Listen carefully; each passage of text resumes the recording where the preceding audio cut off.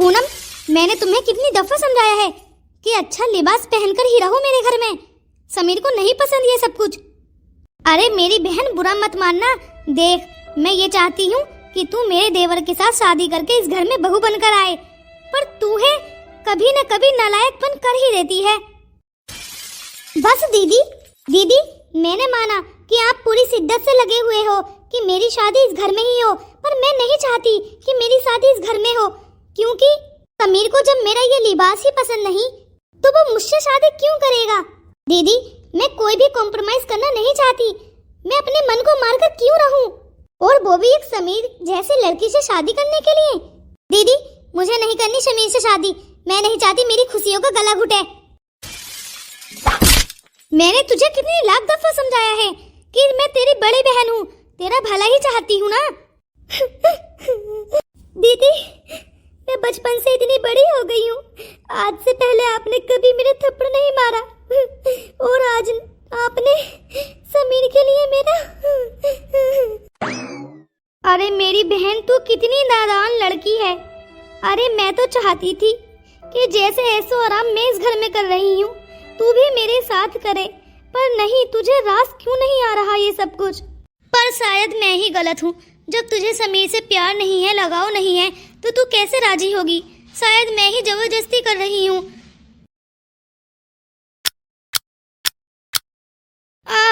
मेरी टांग में इतना ज्यादा दर्द है। मैंने बहू से बोला था कि बहू मेरी टांगें दबा दे, पर दोनों बहनें पिक्चर देखने के लिए चली गई हैं। क्या हुआ आंटी जी, आप इतनी उदास नजर आ रही हैं। अरे रौनक बेटा, तू? हाँ आंटी जी, मैं अपने बिस्तर पर लेटने के लिए ही जा रही थी, पर मुझे जब आपके करहाने की आवाजें सुनाई थी, मैंने सोचा पता नहीं क्या हुआ है आंटी जी को, चलकर देख लेती हूँ। क्या हुआ है आंटी जी? अरे बेटा, मेरी टांग में बहुत ज्यादा दर्द है। अरे रौनक बेटा, तुझे पता है क्या, दोनों बहनों में झगड़ा हुआ था, किस बात पर हुआ है? आंटी जी, ये बात तो मुझे नहीं मालूम, क्योंकि आंटी जी मुझे पूनम निकलने ही कहा देती है रूम से।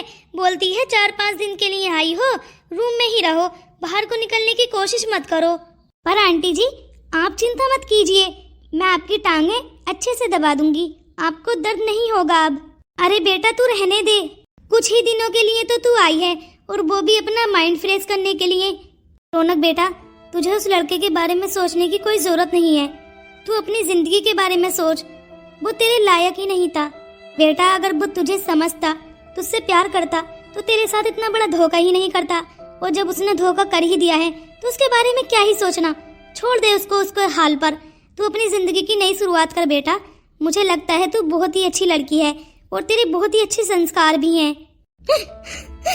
आंटी जी, काश मेरी माँ होती, वो मुझे अपनी बाहों में रख लेती, मेरा सारा दुख दर्द खत्म हो जाता।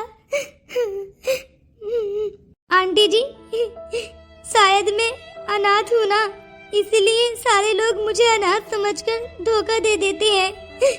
मुझे कोई समझता ही नहीं है। आज लेकिन आपकी गोद में सर रखकर रोने का मुझे बहुत मन कर रहा है। ऐसा लग रहा है जैसे कि मैं अपनी माँ की गोद में हूँ। आंटी जी, अगर मेरी माँ होती ना, बिल्कुल आपकी तरह होती, वो भी मुझसे कितना प्यार करती ना, जैसे आप अपने बेटे से करते हो। अरे बेटा, मुझे माफ करना। मैंने माना कि तू शादी से पहले अनाथ है, पर तू जिस घर में भी शादी करके जाएगी ना, उस घर में तू अनाथ नहीं रहेगी, क्योंकि उस घर में तेरी सास होगी तेरे साथ। वो तुझे शायद तेरे माता पिता से भी ज्यादा प्यार करे। मैंने माना कि मुझे सास ससुर मिलेंगे, पर क्या गारंटी कि वो मुझे माता पिता से भी ज्यादा प्यार करें। मेरे माता पिता की जगह तो नहीं ले सकते ना। मैंने माना बेटा कि सास माँ की जगह कभी नहीं ले सकती, पर थोड़ा बहुत तो एहसास कम कर सकती है ना माँ बाप का। सॉरी आंटी जी, मैंने आपको इतने इमोशनल कर दिया, मुझे माफ करना। कोई बात नहीं है बेटा, सही हुआ कि तूने आंसू बहा लिए मुझसे लिपटकर, क्योंकि बेटा आंसू बहने से मन हल्का हो जाता है। और तुझे पता है, जब अपने मन का दुख किसी को सुना देते हैं ना, तो मन बहुत हल्का हो जाता है। रहने दे बेटा, शायद आराम मिल गया है मुझे अब। आंटी जी, अगर आपको रात में फिर से दर्द उठे ना, तो प्लीज मुझे बता देना, मैं आपको अब की बार तेल लगा दूंगी, गरम करके, सरसों वाला तेल बहुत ही आरामदायक होता है, आपको तुरंत आराम मिल जाएगा। ठीक है रौनक बेटा, तू जा आराम कर ले। और हाँ, ज्यादा किसी के बारे में सोचने की कोई जरूरत नहीं है, तू अपनी नई जिंदगी की शुरुआत कर बेटा। कितनी अच्छी बच्ची है, पर बेचारी का नसीब, काश इसके माता पिता होते ना तो कितना प्यार करते, कितने दुलारों से पालते पोसते। बिल्कुल तन्हा लड़की है, कोई अगर बहन होती तो शायद दुख तकलीफ बांट लेती, पर अब तो अकेली पड़ गई है बेचारी। अरे वाह मम्मी, आप तो बड़े खुश नजर आ रहे हो। रौनक आई थी क्या इस रूम में? मैंने अभी उसे निकलते हुए देखा। हाँ बेटा, अभी मेरी टांगें दबा कर गई है, बड़ी ही उदास थी बेचारी। पूनम उसे यहाँ ले तो आई है, पर ऐसा नहीं है कि उससे बातें करती, उसकी दुख तकलीफ बांटती, उसका मन बहलाती। बेचारी तन्हा अकेली पड़ी रहती है। यहाँ आकर तो मुझे लगता है उसे और पता नहीं कैसा महसूस हो रहा है। इससे बेहतर तो बेटा वो गांव में ही सही थी। अब तू ही देख, यहाँ हर टाइम रूम में पड़ी रहती है। और मुझे रौनक बेटा बता रही थी कि आंटी जी मुझे पूनम निकलने ही नहीं देती रूम से। क्या पूनम रूम से नहीं निकलने देती? पर क्यों? ये तो मुझे नहीं पता बेटा। अच्छा मम्मी, आप अपना ख्याल रखिए और आराम से सोइए, मैं अभी आता हूँ। ठीक है बेटा, तू जा, तू भी आराम कर ले, अब आने की दोबारा जरूरत नहीं है, काफी रात हो चुकी है ना। और पता नहीं ये बहू और पूनम कहाँ चली गई हैं। बोल रही थी कि मूवी देखने के लिए जा रही हैं। क्या मूवी देखने के लिए? और वो भी अकेले अकेले? हाँ, पता नहीं दोनों बहनों में झगड़ा हुआ था, पर ये नहीं पता किस बात के ऊपर हुआ है। अरे छोड़ो मम्मी, उनकी अपनी लाइफ है, हम अपना देखते हैं। चलो आप आराम करो, आराम से सो, मैं भी सोने के लिए जाता हूँ। ठीक है।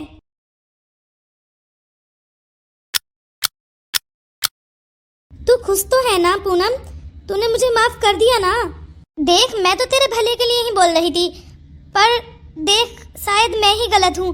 मैं तुझे जबरदस्ती कैसे किसी के साथ। कोई बात नहीं है दीदी, अच्छा हुआ आपको समझ आ गया। भाभी, मुझे आपसे कुछ बात करनी है। हाँ हाँ देवर जी बोलिए। भाभी, पहले आप अपनी बहन को रूम में भेज दीजिए, फिर बात करता हूँ। अच्छा दीदी, मैं चलती हूँ, वैसे भी मुझे नींद आ रही है। अरे ऐसी कौन सी बात है जो तुम मेरी बहन के सामने नहीं कर सकते? उसे रूम में भेज दिया है।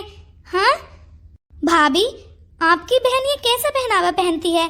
पूरी स्लीव्स तो पहन लिया करे, पूरी नहीं तो कम से कम आधा तो पहन ही लिया करे, कितना अजीब लगता है ना।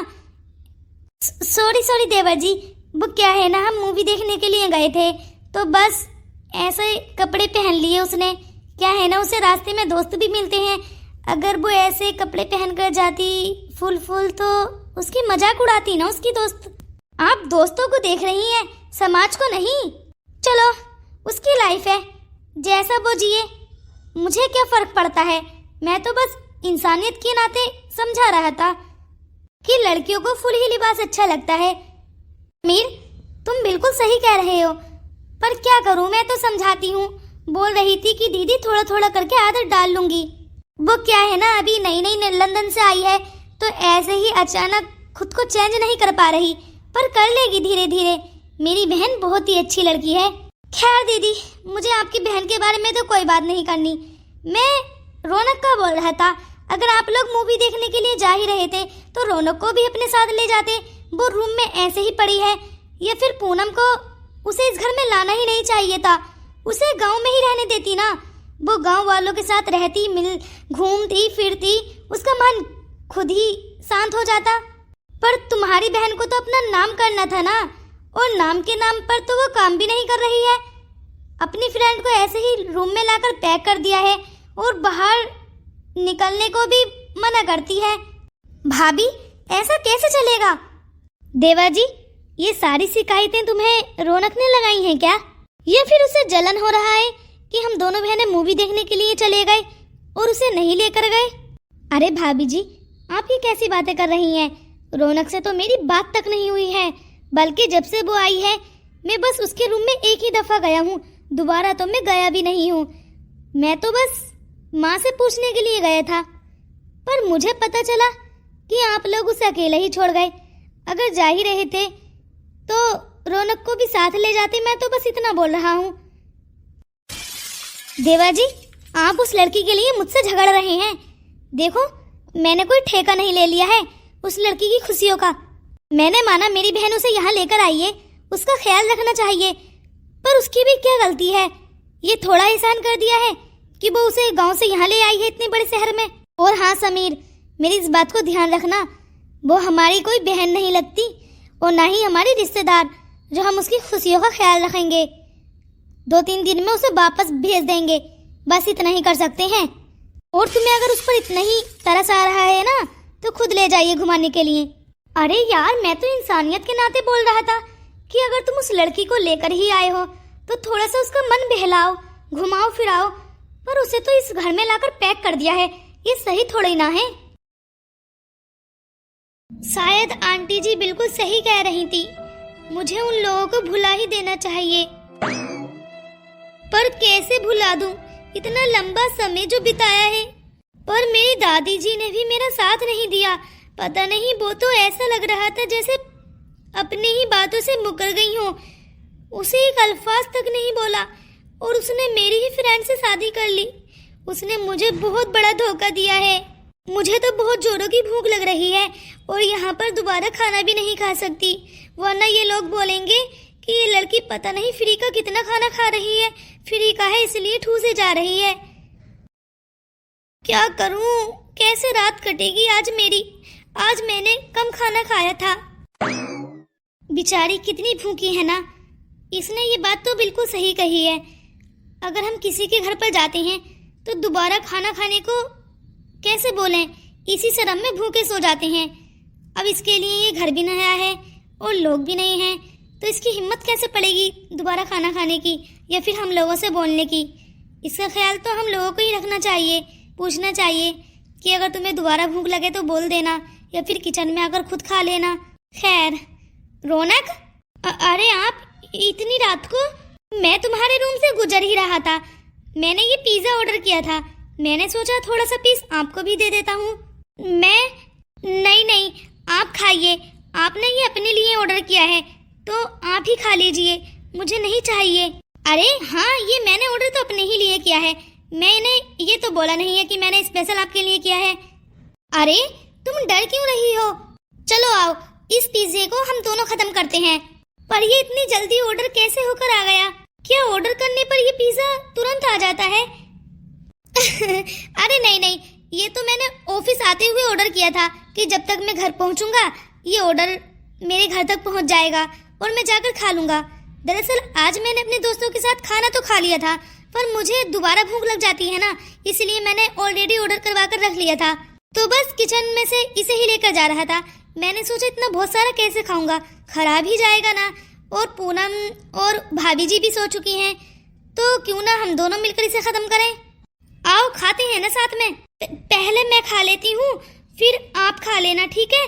ठीक है, चलो, मुझे भूख तो बहुत लगी है, आधा खा लेती हूँ। शायद अच्छा है। मैं इधर को ही मुकर कर बैठ जाता हूँ, वरना ये लड़की खाएगी नहीं। अरे मैं तो सारा खा गई, चलो इस पीस को इन्हें दे देती हूँ, पर मेरा पेट तो अभी भी खाली है। जब ऑर्डर इतनी जल्दी आ जाता है तो ये दोबारा ऑर्डर कर लेंगे। आप भी खाइए ना। अरे नहीं, आप खाओ। अच्छा लो, ये प्लेट पकड़ लो, मैंने खा लिया। अरे तुम तो भूखी शेरनी निकली। हाँ, इतनी भूख कि सारा पिज्जा ही खा गई। मेरे लिए क्यों नहीं छोड़ा? सॉरी, मुझे कुछ ज्यादा ही भूख लगी थी, मैंने सारा पिज्जा खा लिया है। आप दोबारा ऑर्डर कर लीजिए, मैं इस पिज्जे के पैसे सुबह में दे दूंगी। अरे नहीं, पिज्जे के पैसे देने की कोई जरूरत नहीं है, मैं अपने लिए दोबारा ऑर्डर कर लूंगा। नहीं, मैं ऐसे कैसे खा सकती हूँ किसी की पैसों की चीज, मुझे माफ करना।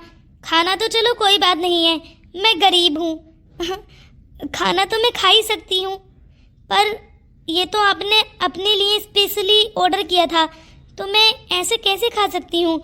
मैंने तुम्हारी भूख को खाया है, मैं इसके पैसे चुका कर ही रहूंगी। अच्छा बाबा ठीक है, सुबह मेरे इस पिज्जे के पैसे दे देना। अच्छा ठीक है, मुझे भी नींद आ रही है, आप भी जाकर सो जाइए। ओके।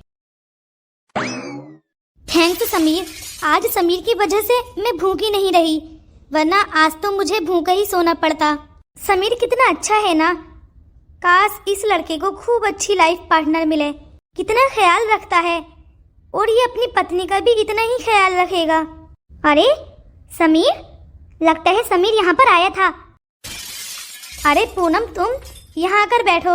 अरे रौनक, किसके ख्यालों में डूबी हो और इतना मुस्कुरा क्यों नहीं थी? क्या हुआ है? अरे मुझे नहीं बताओगी? क्या बात है?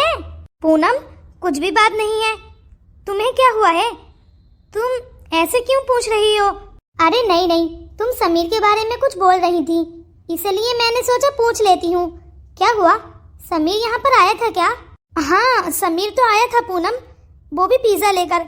यहाँ से गुजर ही रहा था, बोल रहा था कि मुझसे इतना बहुत सारा पिज्जा नहीं खाया जाएगा और आप लोग भी सो चुके हो, उसने तो यही बोला था। और तुम तो अभी तक जाग रही हो, तो क्या तुम दोनों ने मिलकर पिज्जा खाया? हाँ पूनम, खाना पड़ा, वरना बोलता कितना एटीट्यूड दिखा रही है ये लड़की। पर मैंने इधर को मुंह कर खाया था। क्या है ना, मुझे शर्म आती है किसी के सामने खाना खाते हुए। हम गांव वाले लोग हैं, हम ऐसे ही सबके साथ खाना नहीं खा सकते। मुझे तो बहुत शर्म लगती है। समीर तो बोल रहा था मेरे साथ खाओ, पर मुझसे नहीं खाया गया। अच्छा चल, मैं चलती हूँ अब। Good night Poonam. Good night. अरे तुम पानी ले आई? हाँ समीर, पानी तो मैं ले आई, पर ये पानी तुम किचन में जाकर भी तो पी सकते थे। मुझे यहाँ बाहर इतनी दूर क्यों बुलाया? दरअसल मेरा गला सूखा जा रहा था। मैंने सोचा कि अगर मैं अंदर इतनी दूर किचन के पास जाऊंगा तो शायद मेरा गला और ज्यादा सूख जाए, इसीलिए मैंने तुम्हें यहाँ पर बुला लिया पानी लेकर। चलो लो, ये पकड़ो पानी। नहीं नहीं, पानी तो मैंने पी लिया। ये क्या बात हुई? मैं पानी अब लेकर आई हूँ और तुमने अभी पिया भी नहीं है और बोल रहे हो कि पी लिया। कहाँ से पी लिया? यहाँ पर कोई नदी वगैरह है क्या पास में?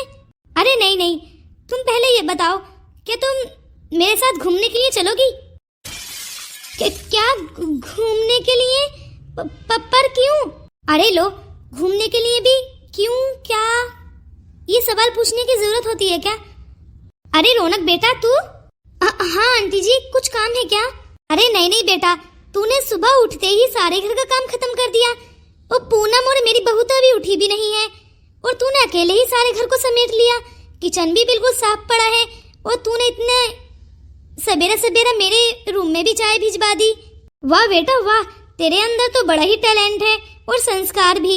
सुबह ही उठते सारे घर की सफाई कर दी और कपड़े भी धुल दिए। पर क्यों बेटा, तू हमारे लिए इतना क्यों कर रही है? सॉरी आंटी जी, मैंने आपके घर में ऐसे काम किया। दरअसल मुझे पूरी रात नींद नहीं आई, मेरी आंख सवेरे 4 बजे ही खुल गई, तो मैंने सोचा क्यों ना घर का काम ही खत्म कर देती हूँ। वैसे भी मेरा काम में बहुत मन लगता है, इसलिए मैंने सारे घर का काम कर दिया। पर मुझे माफ करना, मैं कल को अपने गांव वापस लौट जाऊंगी। फिर आप? अरे नहीं नहीं बेटा, मुझे तो बहुत खुशी हुई कि तू इतनी साफ सफाई से सारा काम समेट लिया तूने। वाह बेटा वाह, तू तो बहुत ही संस्कारी लड़की है। अरे बेटा, तुझे तो पता भी नहीं है, मेरी बहू ना सुबह के 10 बजे मुझे चाय पिलाती है। बोलती है कि शहरों में 10 बजे ही चाय पीते हैं। पर देख, तूने आज सुबह ही चाय बना दी और देख मैं कितनी तंदुरुस्त, सवेरे ही उठकर खड़ी हो गई। वो तो आंटी। अरे बेटा, तू कल जाने वाली है क्या? हाँ आंटी जी, मुझे जाना तो पड़ेगा ही, मेरा घर आखिर गांव में ही है और एक न एक दिन तो मुझे जाना ही है, तो क्यों ना कल ही चली जाऊं। वो क्या है ना, ज्यादा अगर लंबे समय तक मैं यहाँ रही तो फिर कहीं ऐसा न हो कि मैं यहाँ से जा ही ना पाऊं। मम्मी, दरअसल मैं बोल रहा था कि मैं रौनक को अपने साथ घूमने के लिए ले जाऊं क्या? वैसे भी मैं अकेले ही जा रहा हूँ, ये भी घूम आएगी तो थोड़ा मन बहल जाएगा। तो क्या मम्मी, मैं ले जाऊं या फिर नहीं? वो क्या है ना, मैं आपकी इजाजत के बिना ऐसे किसी भी लड़की को नहीं लेकर जा सकता, फिर आप गुस्सा करोगे। अरे बेटा, ऐसी बात नहीं है, तू ले जा रौनक को, थोड़ा मन भी बहल जाएगा। और रात देखना, बहू और पूनम अकेले ही मूवी देखने के लिए चली गई, रौनक को भी ले जाती तो अच्छा रहता, पर उन्हें कौन समझाए।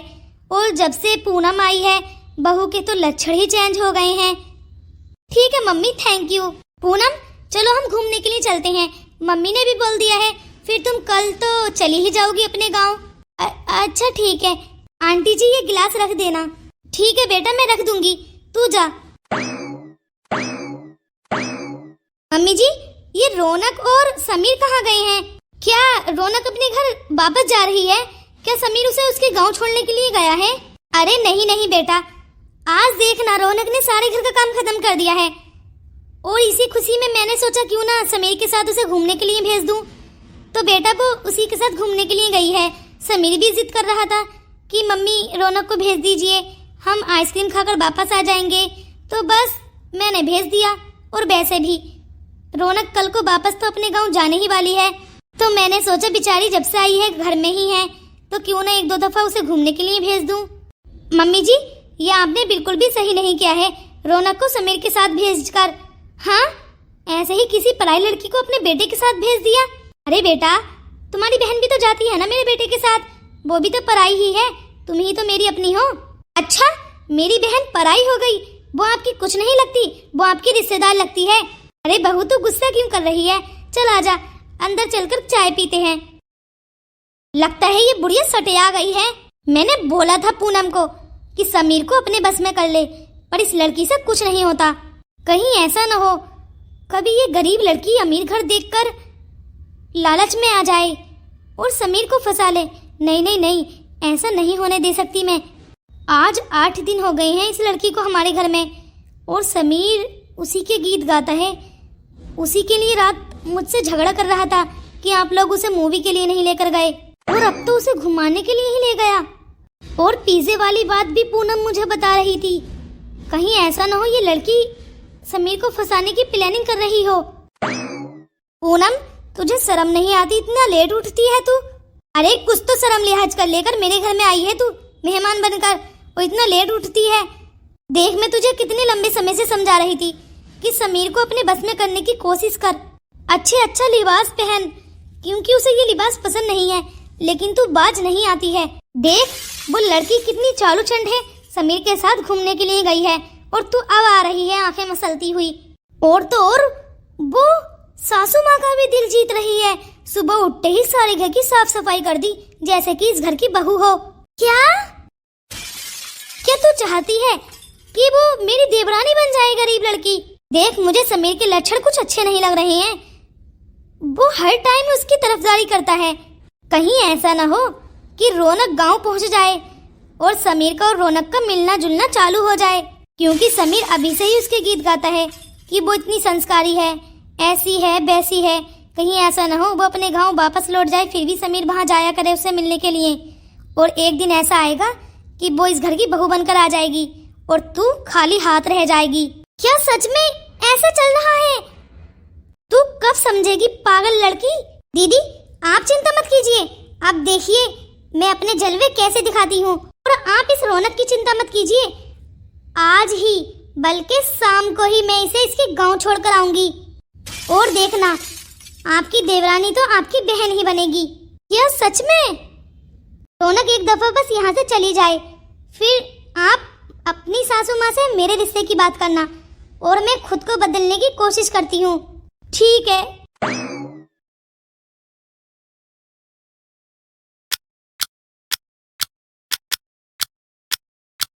वाओ, तुम्हारी मौसी का घर कितना अच्छा है ना। हाँ पूनम, मेरी मौसी का घर बहुत अच्छा है, भले ही छोटा है पर मेरा मन यहाँ पर बहुत लगता है। तुम्हें पता है, मैं बचपन में ज्यादातर यहीं रहता था। यहाँ पर मन तो लग रहा है, और तुम्हारी मौसी भी बहुत ज्यादा अच्छी हैं। अरे तुम यहाँ पर आ गए, मैं तुम्हें अंदर ढूंढ रही थी। मैंने सोचा कि आप लोग अंदर होगे, पर आप तो गार्डन में बैठी हो, और मैंने दोपहर का खाना भी बना लिया है, आ जाओ। आंटी जी, आपने हमारे लिए इतनी मेहनत की, दोपहर का खाना बनाने की क्या जरूरत थी? हमने नाश्ता कर तो लिया था। अरे तू मेरे होने वाले भांजे की पत्नी है, मैं तेरे लिए इतना कुछ नहीं कर सकती। और तो और इसने मुझे कुछ बताया ही नहीं तेरे बारे में। अगर मुझे पता होता ना कि तू आ रही है, मैं तो तेरे वेलकम की बहुत सारी तैयारियां करती। देख, मैं मौसी हूँ और मैं तेरी होने वाली मौसी सास जी, तो इस घर में भी तेरा स्वागत होना चाहिए था ना। पर ये नालायक है समीर, ये अचानक तुझे यहाँ ले आया। अगर मुझे पता होता कि तू शादी से पहले ही यहाँ आ रही है, मैं तो बहुत सारी तैयारियां करती, तेरे लिए बहुत सारे गिफ्ट बनाती। पर मौसी जी, अरे ये क्या, मौसी जी को कम सुनाई आने लगी है क्या? मैंने बोला तो था रौनक है, ये गांव से आई है, पर पता नहीं इन्होंने क्या सुना है। अब इनके चेहरे पर इतनी मुस्कुराहट है, बीच में मैं टोकूंगा तो उदास हो जाएंगी। पर आंटी जी, आप जैसा सोच रही हैं वैसा कुछ भी नहीं है। क्या क्या बोल रही है बहू तू? अरे मौसी, ये कुछ नहीं बोल रही, थोड़ा सा शर्मा रही है। वो क्या है ना, अभी नई नई आई है आपके घर पर। आपको पता है, मैं अभी इसे अपने घर पर भी नहीं लेकर गया हूँ, मम्मी से भी नहीं मिलवाया है। मैंने सोचा पहले मौसी से मिलवा देता हूँ। मौसी को बहुत ख्वाहिश थी ना मेरी शादी की। मेरा भतीजा जीता रहे, तू बहुत ही क्यूट है। तुझे पता है तूने मुझे कितनी खुशी दी है। तेरी मम्मी बोलती थी कि मैं तुझे देखने के लिए नहीं भेजूंगी अपने बेटे की बहू। देख, मेरा भांजा सबसे पहले मेरे ही घर लाया है बहू को, और मैंने ही देखा है सबसे पहले। हाँ, समीर, थोड़ी देर प्लीज चुप रहो। पर मौसी, आपको एक बात बोलूं, बुरा मत मानना। दरअसल हम दोपहर का खाना नहीं खा सकते अब। मुझे पता है मैंने कितनी शिद्दत से अपनी बहू के लिए खाना बनाया है, पर मौसी मुझे कुछ नहीं पता। तू खाना खाकर ही जाएगा। अच्छा ठीक है, चल मैं लगाती हूँ। रौनक सॉरी। क्या सॉरी? तुम्हारी मौसी ये क्या बात कर रही है? उन्हें बहुत चाहत है मेरी शादी की। वो हमेशा यही बोलती थी कि मेरे लिए बहू वो ही पसंद करेंगी। मैं तो तुम्हें सोचा कि अपनी मौसी का घर दिखा देता हूँ, और मुझे क्या पता था कि यहाँ पर मौसी गलत ही सोचेंगी। पर उनकी भी कोई गलती नहीं है, उन्हें शायद कम सुनाई देने लगा है। मैंने तो तुम्हारा नाम और गांव का पता बताया था, फिर पता नहीं वो आखिर क्या गलतफहमी हो गई है। अच्छा ठीक है, मैं उनकी फीलिंग को समझ सकती हूँ। हम उन्हें दुख नहीं देना चाहते, वरना हाँ, मैं भी यही चाहता हूँ। बुढ़ापे की उम्र है, अब मैं उन्हें सच्चाई बताऊंगा तो दुखी हो जाएंगी। इतनी तो खुश है वो, खुशी के माहौल में उन्हें ये सच बताना सही नहीं रहेगा। कोई बात नहीं है, क्या ही फर्क पड़ता है। अच्छा ठीक है, अगर उन्होंने इतनी मेहनत से हमारे लिए खाना बनाया ही है तो हम खाकर ही चलते हैं। फिर मैं कल तो अपने गांव ही जाने वाली हूँ, फिर मुझे कहाँ ऐसे मौसियों का खाना नसीब होगा।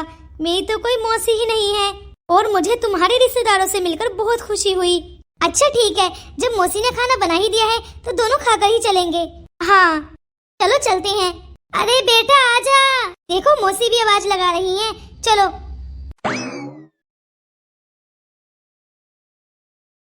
रियली, मुझे बहुत मजा आया तुम्हारी मौसी के घर।